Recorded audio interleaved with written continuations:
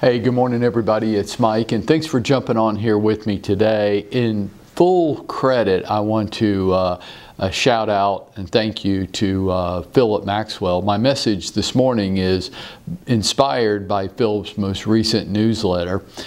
You know, the guys at my golf club, they have a little saying, and they say, be the guy your dog thinks you are. And that always makes me chuckle because my dog thinks I'm awesome even when I'm not.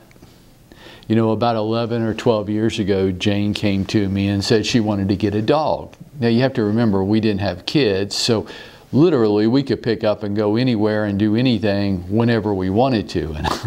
And I really liked that.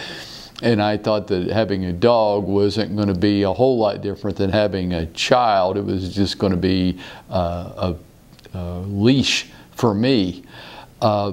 And we went back and forth about this for a while, but fast forward to today and we have a dog, so guess who wins in my house, right?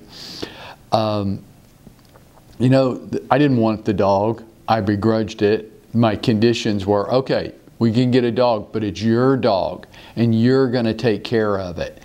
You're going to feed it. You're going to take it outside.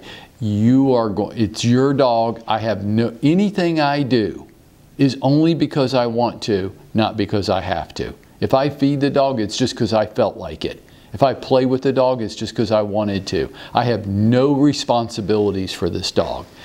And Jane says, well, of course, that's fully how I expected it to be.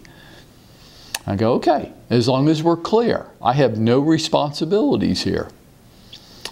Then get the dog. And she did.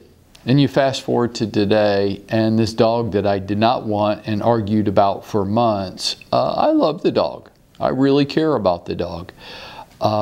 See, it's just really hard not to like something that likes me that much. The fact is that when I go home tonight and I walk in from the garage, the dog is going to be dancing and spinning around in circles, so happy that I even walked into the house. It's just impossible to not like something that likes me that much. I think it's a great lesson for our business and growing our own networks. You know, have you ever wondered this? Why do we like some people much more than we like others? Some people I like, and some people I don't really care for that much.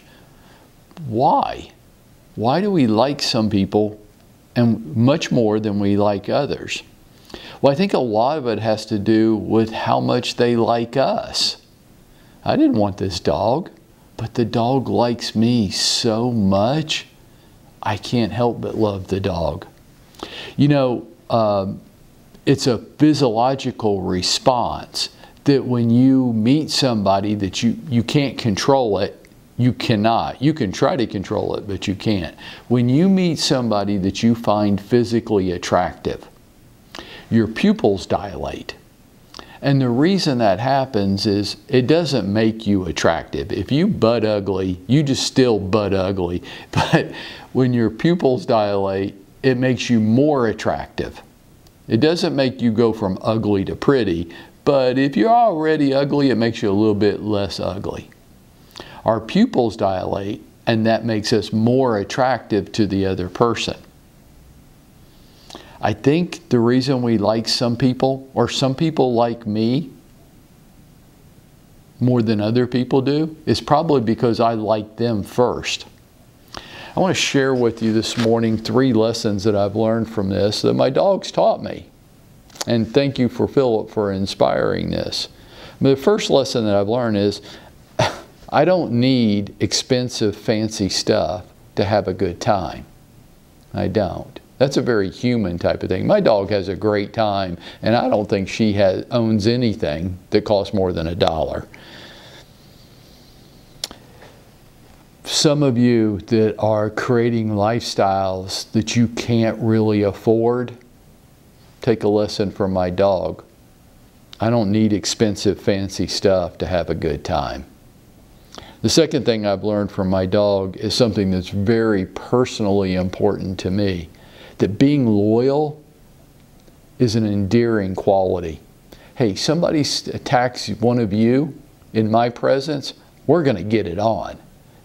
I can say something about you, but nobody outside this company can say anything about you that's not complimentary, or I'm going to get into it with them.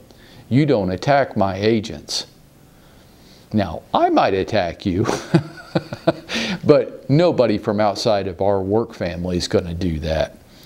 If somebody was to be aggressive with either my wife or probably myself, my dog would fight to the death to protect us. Being loyal is a huge quality. I value loyalty probably more than I value anything else. And my dogs taught me that. Number 3 is probably, it's got to be the most important, at least it is in my business, that my ability to focus and pay attention to other people, not myself, not drawing attention to myself, but my ability to focus on other people makes those other people feel more connected to me. Folks, you want to grow your network, you want to get stickier with your people, you want them to feel like you're their agent, take a lesson from my dog. You don't need to wow them with your car or your clothes. You don't need expensive, fancy stuff to impress them. You don't.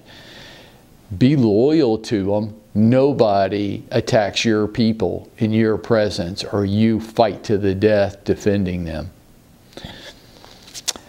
And pay attention to them. Don't ask them to pay attention to you.